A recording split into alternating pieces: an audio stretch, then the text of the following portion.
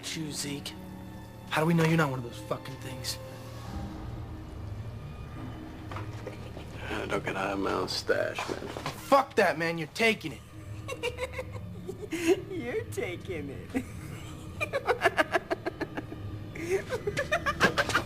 Now what the hell's wrong with him? Nothing's wrong with him, you asshole. He's tweaking. Let him fucking tweak.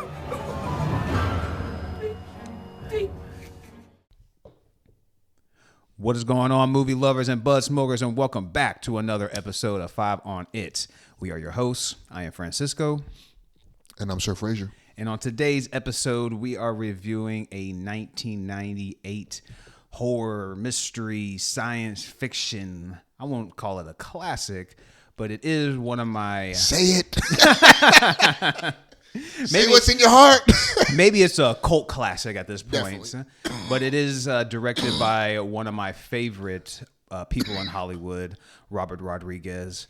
We are talking The Faculty. But before we dig into the weeds and start snorting Zeke's secret scat, don't forget to hit that subscribe button. Give us a like. Drop a comment if you can. But Sir Fraser, tell the people what we're smoking on. Man, so we're on the Dougie blunts again. These are 2 gram weed infused blunts, and today we are smoking on that Gorilla Glue.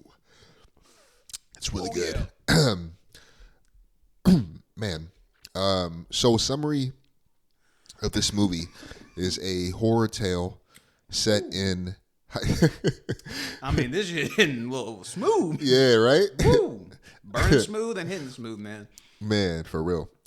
So this movie is a horror tale set in a high school where the students suspect the teaching staff of being aliens who are intent on making the students their victims. This movie, man, it's funny. We talked about 90s movies.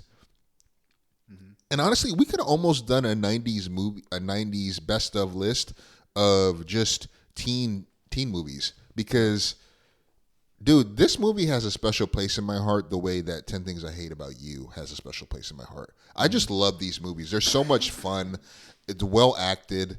But just diving into this movie, as you said, is the director Rodriguez. This was kind of a... I don't know how would I describe this movie? I'm like, in his filmography, this is kind of it's an interesting place. I mean, he has movies like Spy Kids that are just like his filmography is fascinating. It's just like all over the place. Which, like, I know it's kind of weird. You literally have, this is like the order, when you just click on Robert Rodriguez and click on movies under his Google, it goes from Dusk Till Dawn, Spy Kids, El Mariachi, Machete, Sin City, Alita Battle Angel, and honestly, did he direct Alita Battle Angel? I'm not sure if he directed that. He didn't do Desperado. He did direct that. Oh shit. So, Desperado is on here. Okay, that's a great movie. It's just on the. He did direct that as well. It's just on the second row, but it's just like when you see all those movies, just on the first row, like how like different it is. Like from you got Dusk Till Dawn to Spy Kids, to Machete, Sin City. Sin City is such a great. Go check out that review that we did earlier. Yep. It's such a great movie, and visually it's outstanding. Still holds up. It literally looks like a comic book that came to life. Mm-hmm. I've heard nothing but great things about Alita Battle Angel, and that's just scratching the surface. Like he has a very, like he said, interesting filmography, and The Faculty is definitely one of my favorite of his. Oh, 1,000%. I mean, this movie has also like just a great cast. I love the screen chemistry. The chemistry between these actors.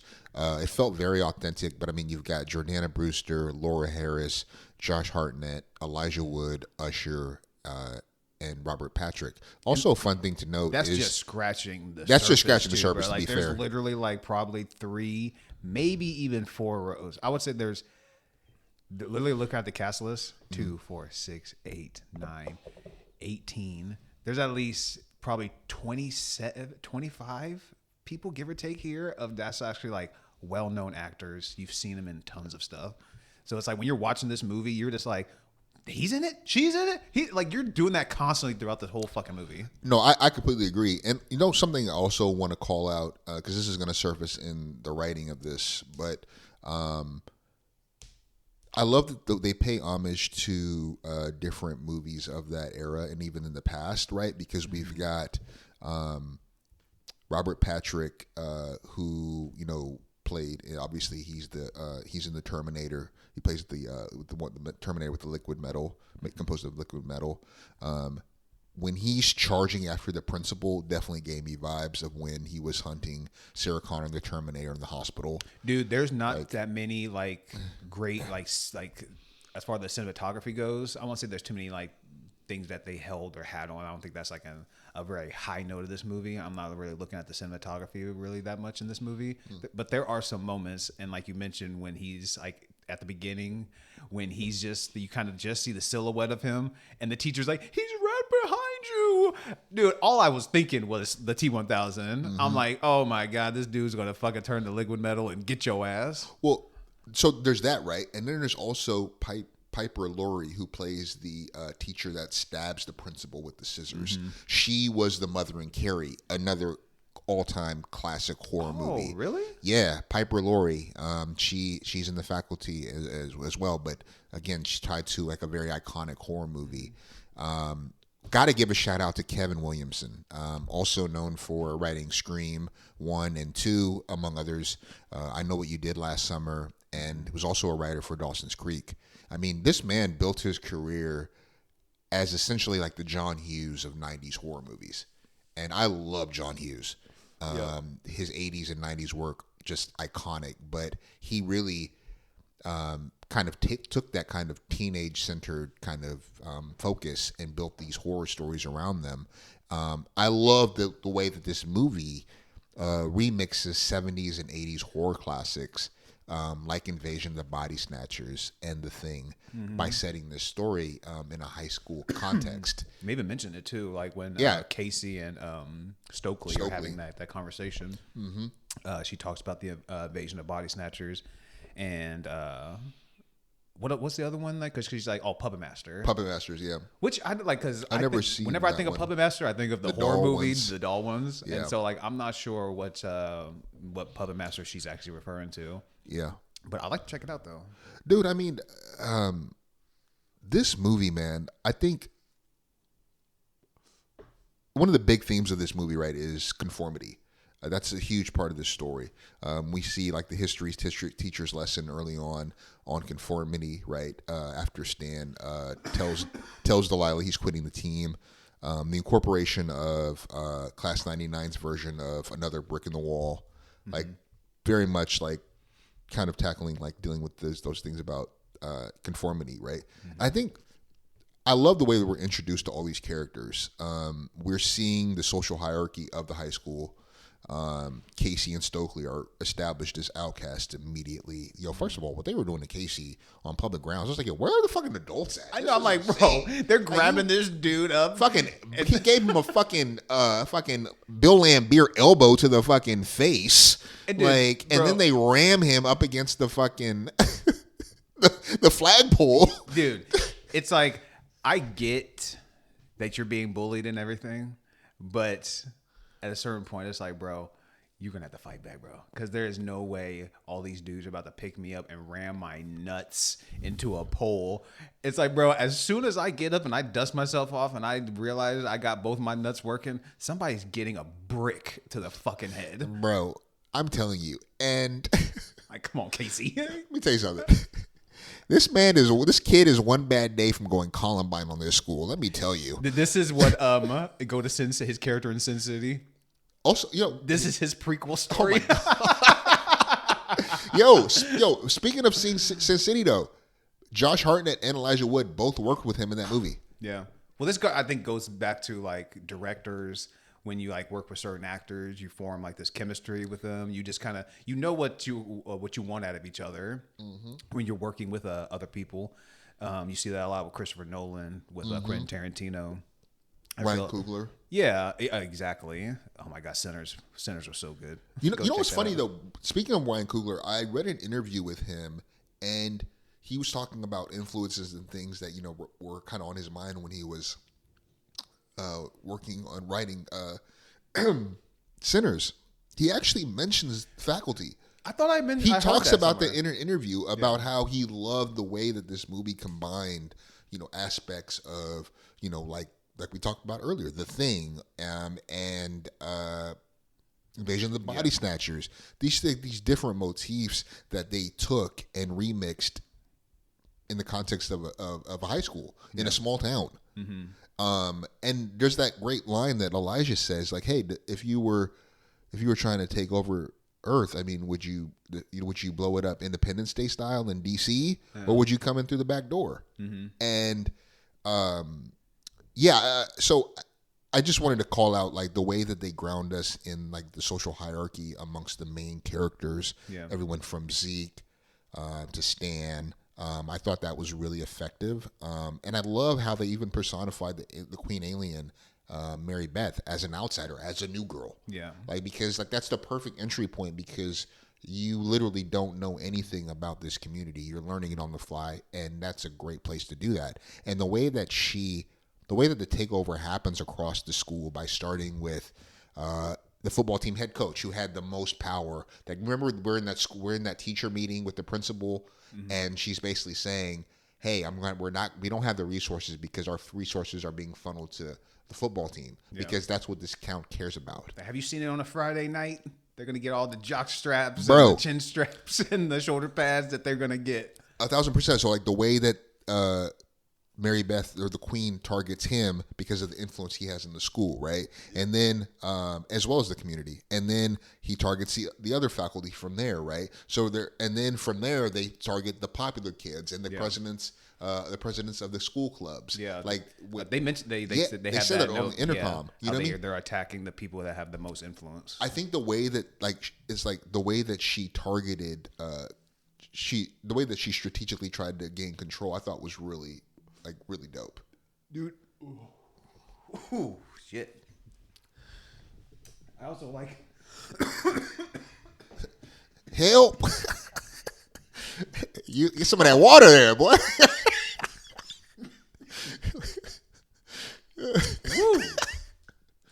It had a hold of me. But I also like how that's why I mentioned I feel like this movie's kind of like a mystery in a way.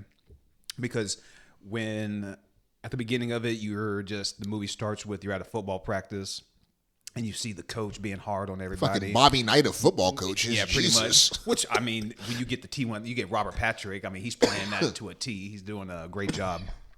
And he's being hard on Stan and all that. And he's telling about pressure and all that type of stuff. You got to feel the pressure. And then he's approached by a figure you don't know who. The Shadow. What. Yeah. And so I think they do a great job of keeping that mystery, like hinting with the Thing. You don't know who is who's an alien, what's going on. Exactly what I was thinking, bro. And also quick thing is at the beginning of the movie, when we're getting introduced to all the characters, I love it when movies do this with kind of ensemble casts. When you're getting to know everybody, they show each little character's kind of little intro, and then they stop and pause on with the name and everything. I love that. It's a small touch, but I love very when 90s movies do that. But they do a great job of hiding the alien and what's going on and who's possessed, and that kind of I don't want to, I'm not sure if you want to jump right to the scene when they're trying to figure out who's an alien and who's not an alien, because I was that is such a great scene for me. That's probably one of my best highlights of this movie. Well, so there's two things I want to say, because both of these are connected to the Thing, right? When we first see the Shadow approach the football coach and taking him over, that immediately made me think about that scene in The Thing where the dog is in the compound and we see it approach a human shadow, but we never see who it is. Yeah. We're only left to kind of try to piece together and surmise who was infected first by the dog, by the Thing. That very much reminded me of that. And then, again, at the very end where they're all sniffing Zeke's homemade drug. His scat.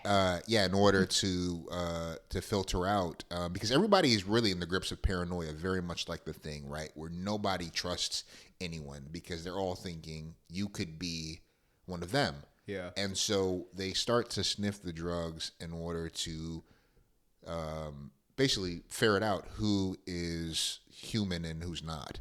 And that scene very much kind of had that tension of the Thing, where he heats up the metal and applies it to the blood of everybody, trying to weed out who is human and who's the Thing. Mm-hmm. It's a very fun moment filled with tension and again with the paranoia.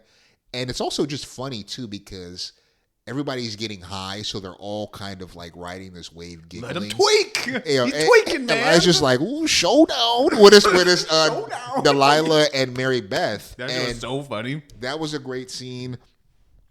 For sure, a highlight for me. But I mean, like, the moment too that kind of comes into play, right, is the interaction. I love this is like, to me, some of the cool things about the writing, right, was when just before what's Elijah's character's name again?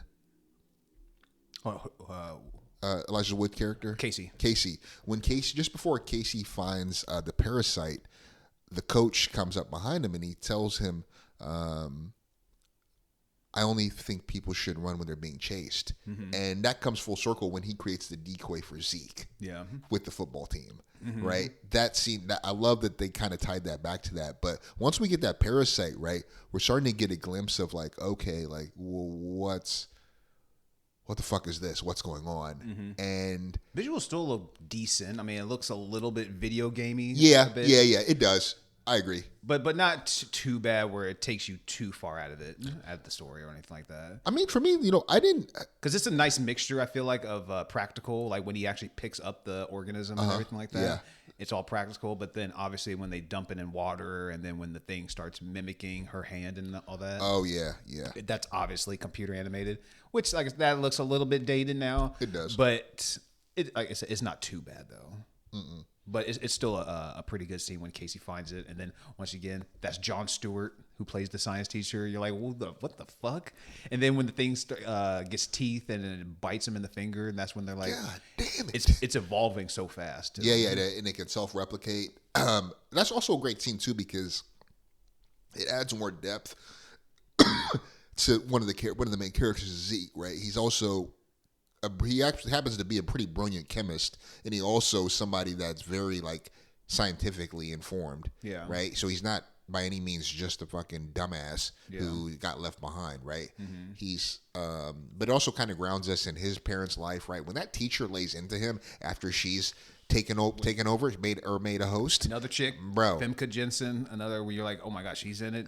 Jean Grey. Yeah, Jean Grey. Fuck it. The Phoenix. She went Phoenix Force on his ass, like, talking about his parents and like where they're jet setting off to. Yeah. And which is true because once you go to Zeke's house, they're like, oh, where are your parents at? They're like, oh, they're in Europe, I think. Mm-hmm. And so they obviously, I guess, don't care about what he's doing. He's got a goddamn half a meth lab somewhat. I mean, you would get it confused for a meth lab if you just popped in there. You got all the goddamn the canisters and everything everywhere. Mm-hmm. But you just get a look into Zeke's life a little bit. Kind of wonder why he's obviously not an idiot by any means. He's a smart dude.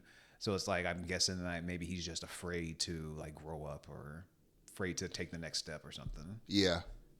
Doesn't really have a plan. Mm-hmm.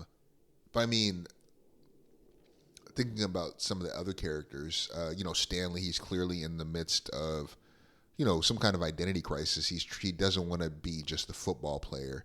And that creates tension with him and Delilah. Like, their whole interaction when they were a couple, I was like, yo, dude, you need to break up with her. She clearly don't give a fuck about you. I like Stan's character. I like Stan's character, too. And I like Stan and Stokely's narrative. Like, the way that they kept bumping into each other. The way that she was kind of like that was all that shit on your face. She's like, Jesus, get a fucking CNI dog, Like she says that to him after he bumps into her again. Yeah, that's when he goes like, maybe if you wouldn't paint your eyes shut or something. Yeah. Oh yeah. That was I love that dynamic between them. Mary Beth, right? The connection she ends up forming with Zeke and even Stokely. That was like a really great way of kind of throwing us off. In terms of who it could be, because initially we're thinking, oh, it's the principal, it's the coach, you know what I mean? You know for a fact that it's the coach and that's not the principal or she's like a librarian. She's like a history teacher or something like that, or English teacher maybe. Yeah, or maybe she was a librarian. You just know like something is obviously up with them because that's how the story begins. And you think the principal is dead, and the principal's just gone. And then as soon as they see Selma Hayek, another character. I know, she's so random. but She's also worked with Rodriguez. I like how those kids waited until she was pretty much dead to pop out of the fucking closet. It's like you should have popped out when she was having a little skirmish. That could have been a 3-on-2. Like, what the fuck y'all are doing? That was a fun scene, right? Because that's when they're trying to get a new story for the paper because Delilah, she's the chief editor, and Casey is the photographer. And seeing their dynamic too, they kind of sow the seed that there's some sexual something, some tension there. Well, they got that banter, like you know, like I'm gonna fuck with you, you fuck, because that's when he's like, "You're a bitch." And he's like, "What do you say?" Like, I think you can actually be a pretty cool person. She's like, "Are you when you're with not me?" a raging bitch? Yeah. She definitely was playing that role for sure. Especially what I guess like you mentioned earlier, when she had the interaction with Stan. When she was just pretty much like brushing him off. Yeah, like pretty much saying like how almost calling him dumb in a way too. Just like, "Oh, Stan, that's 5 syllables. You're on your way." It's like, let me know how the cure for cancer goes or some shit. I was like, yeah, I'm like, damn. I was like, I thought fuck? I thought family meant something to you, bitch. Oh man, I know. But man, this is changed. I know she's changed, man. I thought you were from the. Well, this actually came out before. Yeah. This was her. I think this was her debut. Her debut film. Well, I'm not sure if it's her debut film, but it's definitely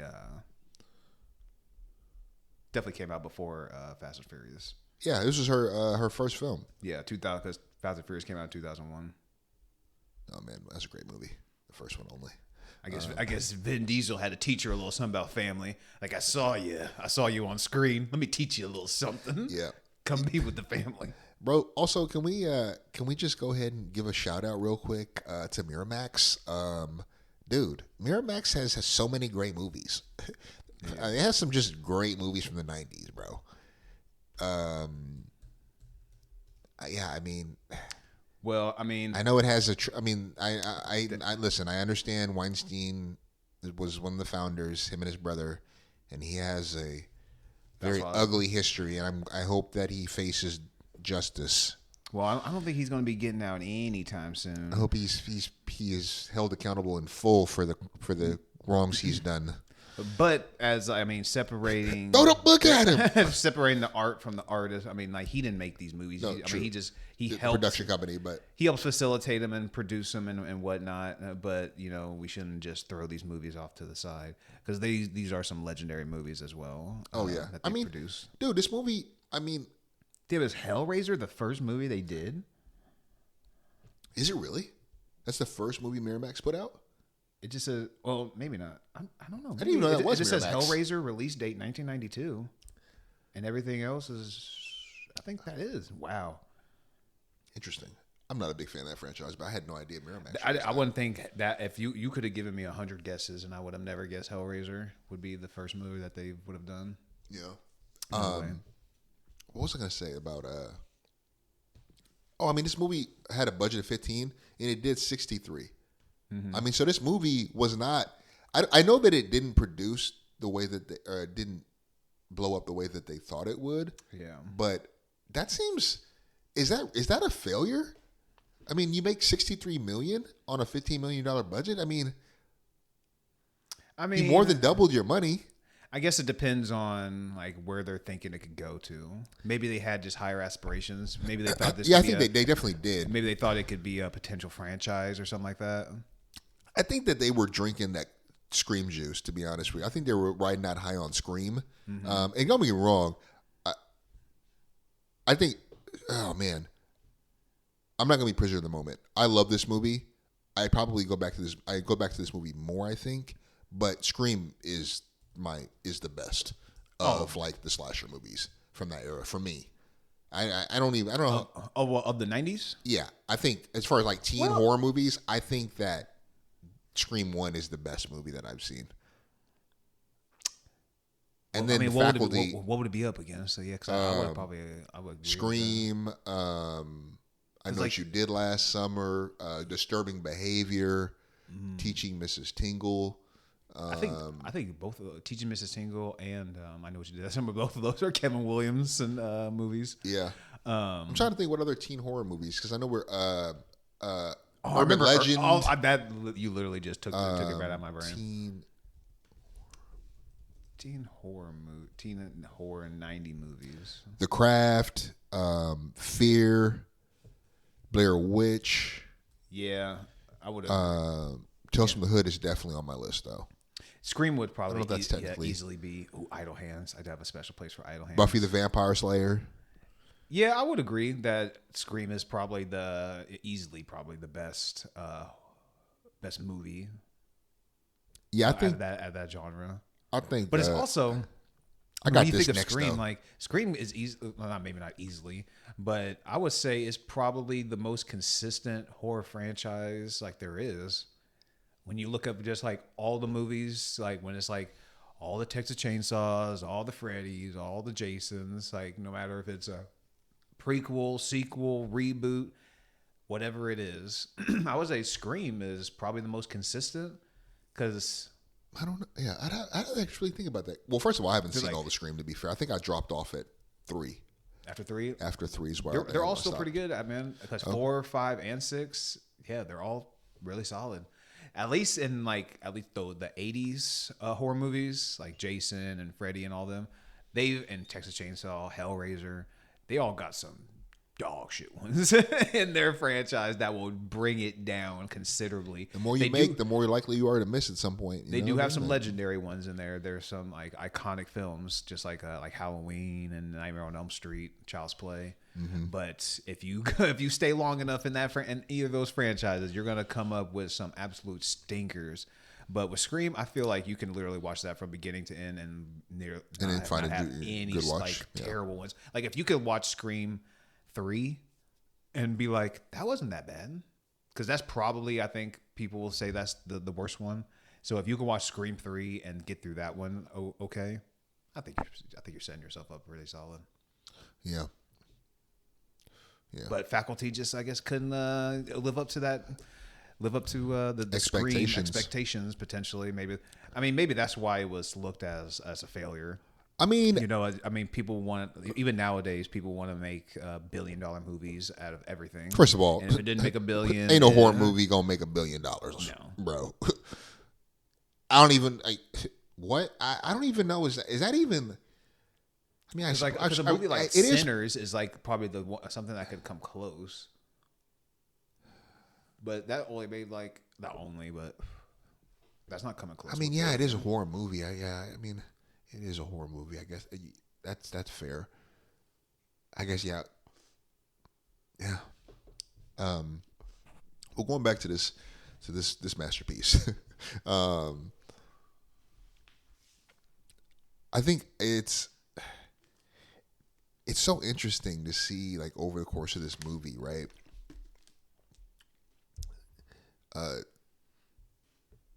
These outcasts kind of band together, and we see them starting to thin the ranks, right? Delilah she's become a host. She escapes. I know, you see that shit all crawling on her face and shit. Yeah. And then, from there, we end up losing. Going to the football game. The football game visuals were really fun. And that was also just like, God damn, all these people are about to be, so many of these people are going to be infected. Dude, it was so funny. And seeing the dude gets hit, and then Usher comes up, drops the shit. Drops the shit in his What's like, ref, what are you doing? we got this dude's dropping organisms in this dude's fucking brain. This is at least a 10-yard penalty and a fucking ejection. Like, have you not seen? And also, call an ambulance. What do you think happened to the organism in the tank? Obviously, Jon Stewart's character says he sent it off to the university. Oh, they probably used it to infect other people. I'm sure that's what they did. Probably popped it in their ear or something. Yeah. You think when he was bit, maybe he was like infected or something like that? No, I don't think so. But that was a great scene. That was a great face-off scene when he fucking takes the what's it called? the scat to the fucking eye. And it's so funny because like when he has a line to Salma Hayek's character, who's clearly he's feeling, and she doesn't really reciprocate, and he's like, just stab me in the eye, why don't you? And then of course he dies by getting that, because the scat is a diuretic, so it dries out the parasite, and which is a huge part of the story because God damn, these motherfuckers drink a lot of water. Yeah, that's what goes to Mary Beth towards the end when she's giving her soliloquy about like pretty much like why she's there. Yeah, and like her home planet used to be just endless oceans, but now it's drying up and everything. Mm-hmm. And so now she's just like looking for like this planet, and she kind of she was almost like doing us a favor. She kind of looked down upon us and seeing us in our lives, and seeing that we could just make it better, pretty much. If you're just just a mindless shell of yourself, pretty much. I mean, because when they go back to Zeke's house and he's got Oscar, a little rodent, a little mouse, and they have what was it? It was when they was fighting Jon Stewart's character. Mm-hmm. Zeke takes the little paper cutter, chops off his fingers, and you see the fingers like kind of crawling away. But then once they kill him, all of it dies. But then Casey wants to scoop up one of the fingers the parasites. Yeah, he scoops up one of the parasites for scientific purposes. So they take it back to Zeke's house and cut it open. They give it to Oscar, and it attaches itself to Oscar, goes inside his ear, and they kill him. They cut him open, and they pretty much see that the parasites are kind of taking over his body and just using it for whatever it wants to do. And that's when they see they're able to confirm that the caffeine, the diuretic makeup of the scat is what dries them out and can kill them. Mm-hmm. And so they start kind of formulating that theory, right? And it's very self-referential too, just like in the way that Scream is kind of like this meta horror, right? It's very self-aware of its like genre history. Mm-hmm. This movie is also like that, where Stokely and Casey are talking about, he's telling her his theory that aliens are taking over the school. And they go down this rabbit hole talking about potentially there being a queen, and that's where they realize there's usually pods. He said, well, there are no pods. Mm-hmm. She said, well, in this movie it was the parasites, and that's when puppet masters. Yeah, that's when they go to try to find the specimen that's gone. I thought I love that this movie is self-referential in that way. Mm-hmm. And then they're also like, they get wrong. I mean, once they figure out it's the scat, and they have the lab to make more. But then once they figure out Delilah, they go through the the scene of trying to figure out who's who, and they start sniffing it and all that type of shit. She destroys the fucking whole lab and everything, and runs out. And it's kind of almost creepy too, because they were just like posted up. They were just waiting for her. And you see that earlier. You see a creepy ass car just kind of pull up, and they're just kind of waiting. And it's like they just knew something was going to pop off. But from that moment, you're just like, God, how the hell are they going to come up with more scat? Yeah. Well, and that's when they realize he's got some back at school. Mm-hmm. And so that takes them back there. But what was I going to say about that movie? The Body Snatchers? No. About I was thinking about the faculty. There's a really good scene. Fuck, I lost it. No. I do like. If we want to talk about great scenes, though. I mean, after Salma Hayek's character gets attacked, and they go through that whole issue, and as an audience, we realize that the principal is alive, and somehow she was, not somehow, she was brought back to life by the parasite. Mm-hmm. But then he goes and gets the cops, and it's like, Casey, what were you fucking thinking, man? Like, did you not think that they were going to get rid of the fucking evidence by the time you got the cops back? Right. But then you realize, you're like, oh shit, some more characters. Like the number one thing in this movie is the cast. Mm-hmm. You got Dwayne Martin as the cop. You got fucking Shooter McGavin coming in as Casey's dad. Oh, man. And then they have their whole thing, like trying to figure out where the dead body is. She takes Dwayne Martin to the back room and infects him. And it's like, when a man and a woman go to a back room and they both come out and the woman or the man is like buttoning up their jacket and stuff, you see her, she's like rearranging her stuff. I was like, anybody be looking at him like, what the fuck were they doing up in there? If somebody's putting their jacket back on, I'll be like, yeah, something was going on in there. This is a little sketchy right here. But I lead to when they go back to Casey's house and even like the mom rats him out with his porno mags. But he leaves the house, but then you see like the silhouettes. Yo, that of shit the that's a creepy scene. That's such a good scene. That shit creeped me. Man, I remember watching this when I was younger. That would always creep me the fuck out. I mean, the beginning of seeing Robert Patrick's silhouette, the silhouettes can always be fucking creepy as shit because you never know when you can see those mother things out at night. Yeah, that was a great shot. But that's and then he falls off the roof, and the dad's like, "Get in the house." He's like, "What the hell you think you're doing?" It kind of he still has the porno magazine. He's not throwing them away. Vintage. But it almost feels like the way even when he tells Casey to get in the house and he still looks out. The way they shoot that, it makes it feel like his dad knows there was something out there. Yeah, his son, like he wants his son to get in. He just caught him trying to sneak out and whatnot. But he seems like he was out there as well to see like what the fuck is going on out here. So they just make a note that like something's creepy is going on here. No, for sure. And just the gaslighting of the faculty is crazy too. God. The gaslighting was nuts, bro. She was just like, I know what I saw, damn it.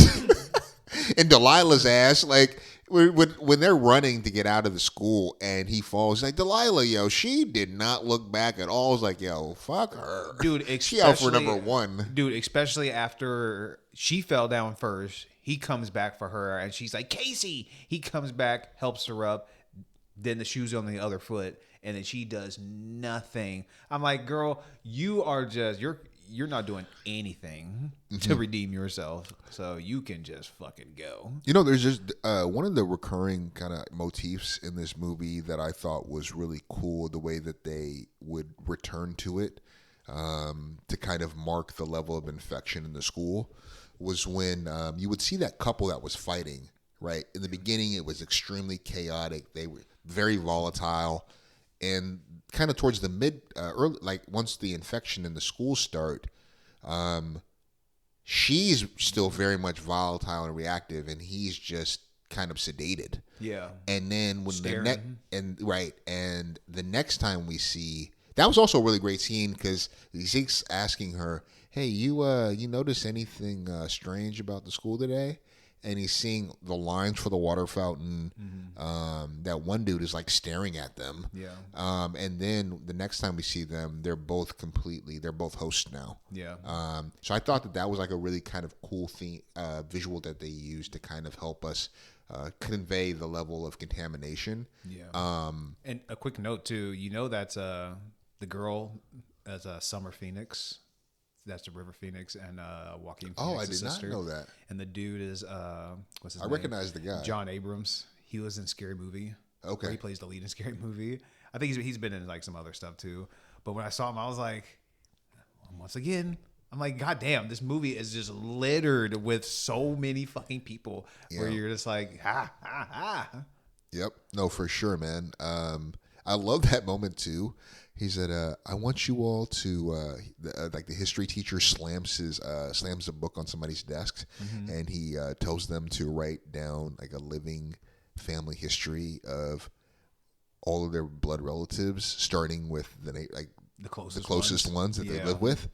And he's like, "Is this gonna be?" Stan's like, "Is this gonna be on the test?" He's like, "This is the test." That was like that was like also kind of a creepy scene too, because you knew what they were doing. Bro, after he says that, I'm like, I ain't writing all this shit down for you. I ain't writing shit down, you I fucking ain't telling you drunk. about more. I fucking for real. Fucking drinking from a flask. Yeah, I know. Like, dude, clearly you need to retire. I don't like how like they Jordan Brewster's character says that like we already outed his alcoholism Like a year ago or something. Yeah, Like, it's not a surprise to anybody.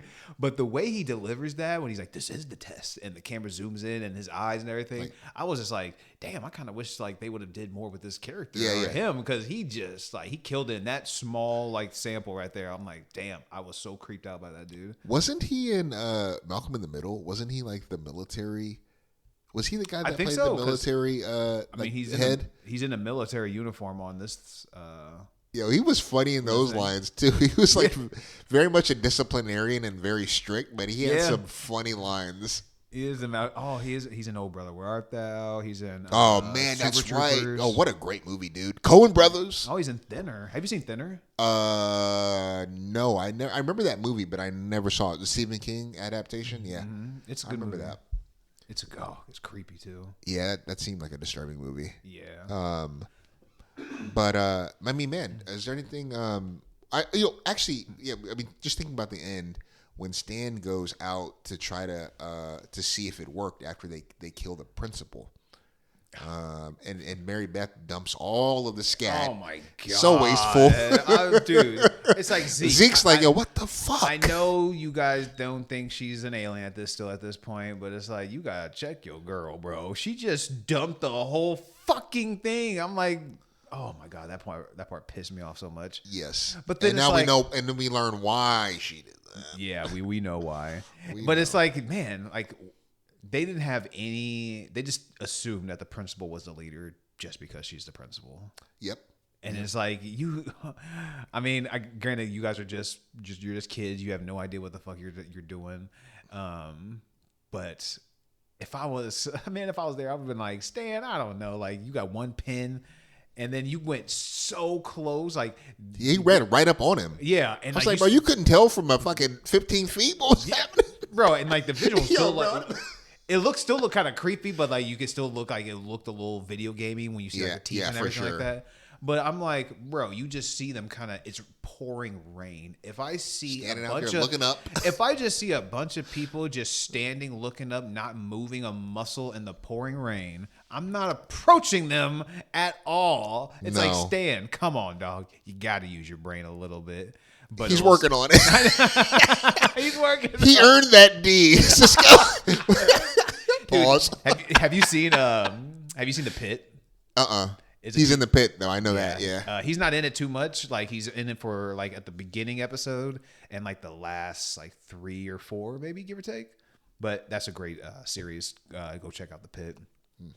But it's also that provides another great scene between him and Stokely when he comes back and he's still trying to like convince her to let him in. Yeah. And they're like, just take the scat, man. I fucking love that name. Just take the scat. And he pours it out. And then he just starts pouring it out. And it's like, oh, you dirty motherfuckers. Because wasn't that the last one, or did they have one more left? They only had. Well, no, because that's the only one they had on them. He said he had some more in the car, and that's why they have to go and get that. Then we have that kind of tense romantic standoff with him and Delilah, where she's trying to get him to just surrender. Yeah. And, first of all, and then we have Zeke getting in the car. That dynamic with him and that teacher was fucking out of line. Yeah, well, like, what the fuck? It's like, bro, when he's like first gives her the laxatives, it's like, okay, that's funny. Cherry-flavored condoms. But then I'm like, the condoms? I'm like, bro, you know damn well you can't be doing that shit. And then she said to him, I'm looking for something cherry flavored after she had been taken over. I was like, Cisco was like, she did. I know. Bro, I was like, you are a fucking teacher. And this is a student. God, but you are insane. Ma'am, dude, do you want to go to prison? What the fuck? Bro, if my teacher looked like that, no matter what age, man, I'm jumping into that, dude. If she says some shit like that, man, she is so bad. Hop in the whip. Bro, she is. Bro, like. That's terrible, though. Like, why did they add this story? The faculty is a low-key, just a baddie, full of baddies. I mean, between Selma Hayek, Famke Janssen, Jordana Brewster, oh my God. This movie's just littered with them. Yeah. Jeez Louise. But something that I was looking out for. I'm not sure if it was just like maybe they just couldn't do it. Maybe it was something with editing or I don't know what. But like when they go and they show like the original scene with like them in the garage or in the Zeke's room, and they're all doing the scat, trying to figure out who's an alien, if anybody's an alien. And when they get to Mary Beth, since I've seen this before, I'm trying to look out for if she actually kind of pops off the blue top because they're instead of like they do it from the bottom. So like, and then when, goddamn, when they get to the end and they reveal like how she got around it, they say like, oh, her little finger, she like flicked it off and whatnot. Bro, I was looking for that. That didn't happen at all. Well, she did it pretty fast because you kind of jump back and forth from looking at her and Delilah. Yeah, well, when you see like her do it, you clearly still see the blue cap on. I was clearly looking for like I was like, did that even come off? And then by the time she tilts it back, you could still see that blue cap on. I didn't. So I was like, was that just like editing, or maybe they thought like maybe nobody would notice that, or I don't know. Like it's not like something that's like a super negative, but that's something that with my detail a little bit, some things I look out for, and on rewatch I was looking out for, and I didn't notice it, but I didn't think about. I was just say I didn't pay close attention to that part of the story. I mean, obviously I knew like how she passed the test, but I didn't notice or look for that. Because it makes it seem like when like she goes back and they revisit and the camera zooms in, they show her finger and everything like that going to an alien and taking it off. It makes it seem like she does it like when she's just kind of she's like hunched over. Yeah. So like I said, by the time she like tilts her head back and all mayhem ensues, to me it clearly looks like the blue cap is still on. But you know, it's not a huge negative or anything like that. It's not like a big plot hole or anything like that. For sure. I can just take it up as you know, maybe that was just a editing thing or something like that. Yeah. So, another influence on this movie that I definitely want to call out is the X-Files. Another just fucking 90s classic, 90s banger. Such an iconic show. I also read that Ryan Coogler expressed interest in doing a reboot. Oh, really? Yeah. Oh, First, yeah, I heard about that. I'm very curious about that, but here's the thing. I do not want them recasting Mulder and Scully. Retire them. Show us a different new blood in this division. Do not reboot those. Don't recast them. You can't do that. You don't even need to. That would be ass. This could be just like two totally different characters. Exactly. In a totally different place. It doesn't have to have any sort of connection to it at all. Just so you don't even have to have that, like that, just that weight or like that type of pressure to like live up to. I mean, you already have the pressure of like, if you're going to call it X-Files, but it's like, just go into it, just try to make great stories, great like little mystery, horror, sci-fi stories, and just go from there. But with if Ryan Coogler is, I wonder how attached he is to it though. Like, is it just like a name, or like is producing he actually, it, or is he actually rolling writing? his sleeves up and like he's getting busy with it? Because it's like, no matter if he's like, I don't care if he's whether he's producing, writing, directing, starring. If he's actually getting in it, like, I just don't want it just to be just by name. Yeah. Like, it's like, can we just use your name, dude? We'll give you a paycheck and blah, blah, blah. If it's that, then I don't really give a fuck about it. But if he's actually rolling his sleeves up and he's doing some writing, some directing, then I'm highly interested. Yeah. Anything Ryan Coogler does. He hasn't missed for me. So yeah, I'm definitely going to check that out if he's attached to that project. Yeah. I did really like the big reveal when we find out that it's Mary Beth. I'm not super fond of the visuals of the Queen. It worked. It did its job, but I wasn't a big fan of the visuals of that. But I did really love, for example, when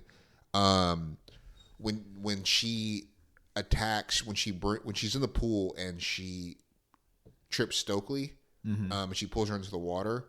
I thought some of those shots looked good, and when she's swimming to get out of the pool and you see her transforming back into Mary Beth, that was a great shot, and that was definitely a highlight for me, visuals wise. I like the visual to the point of, I like the fact that they used like actual like prosthetics. It wasn't like really computer animated. Like only like they do a nice blend of using computer animated and actually using prosthetics.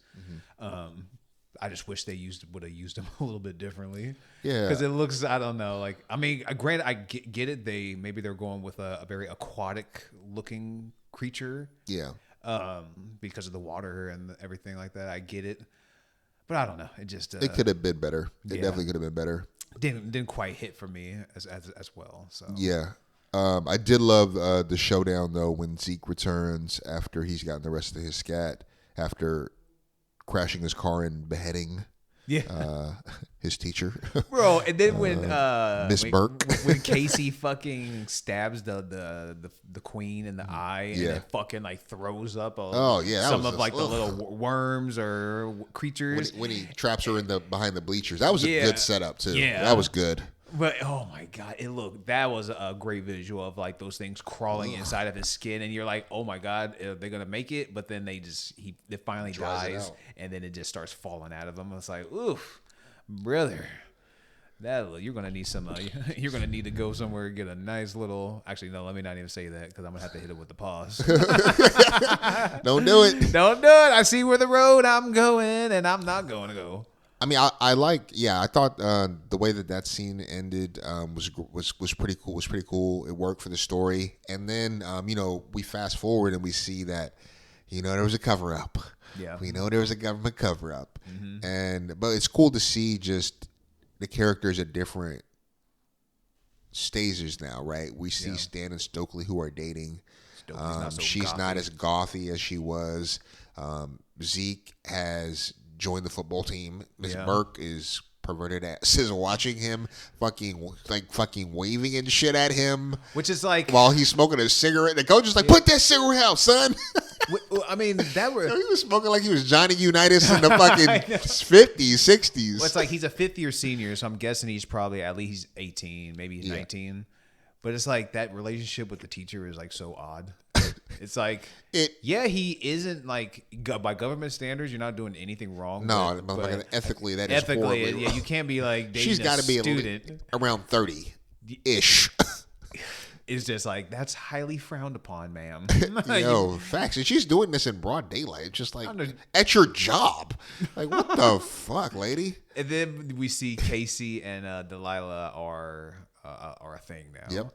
Which in the back of my mind is like, oh, that's nice for Casey. Casey been putting that gel in his hair, you know what I'm saying? I know. It's like you got the hot girl and everything, but I'm like, fuck that bitch. Like, yeah, she's hot, but she's a fucking bitch, man. She was a bad person. She was very selfish and didn't really care about other folks. She definitely didn't come across as a she came across as one of the worst of the main characters, main crew.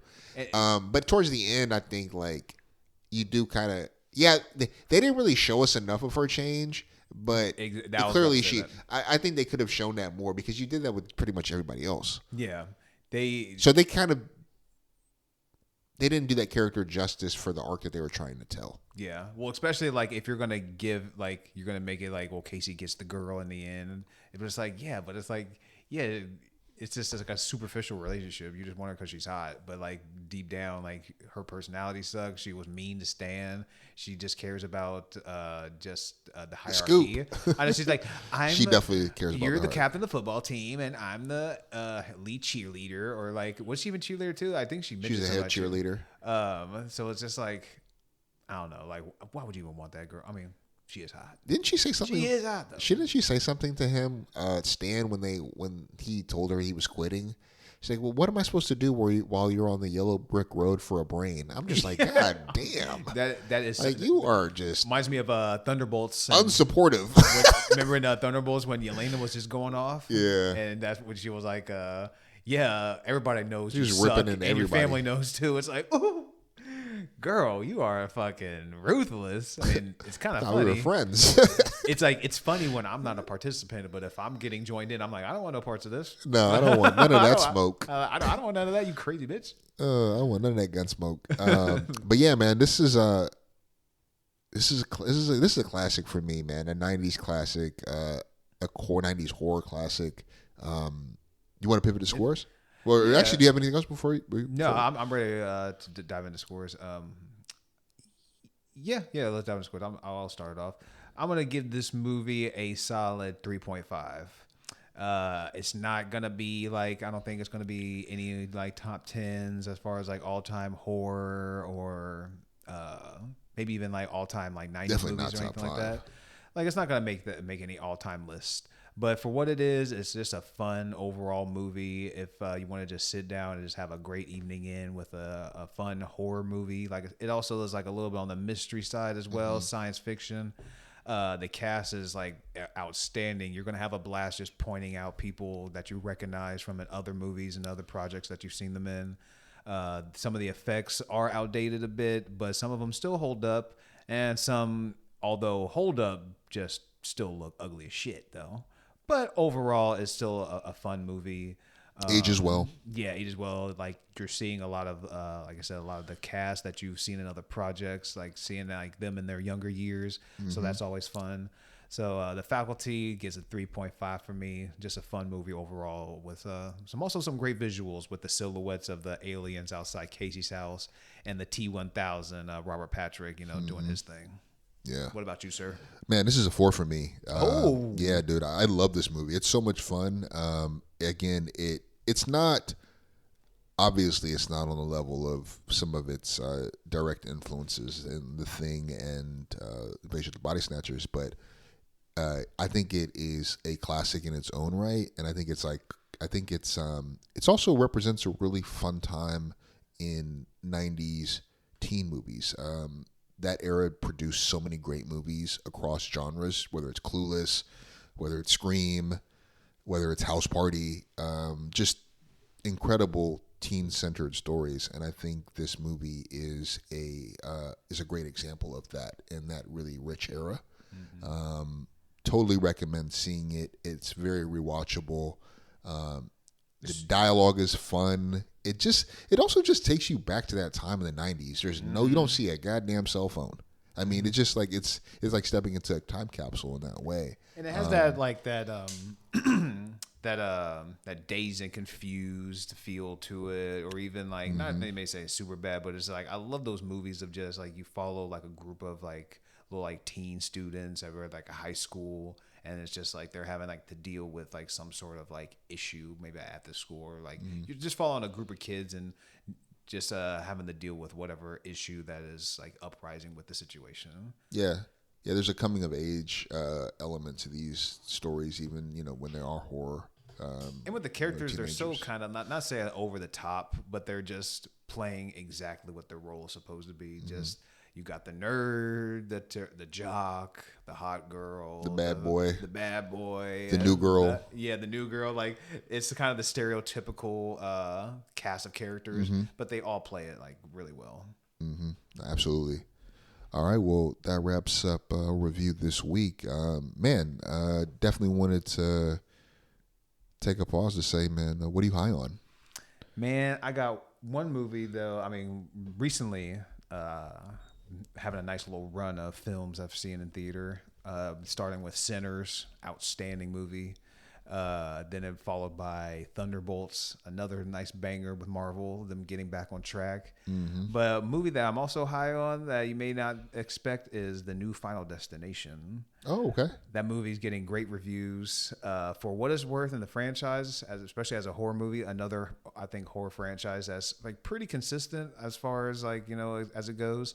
There might be one that dips a bit in quality, but for the most part, they're all pretty solid. And this one might be arguably the best one.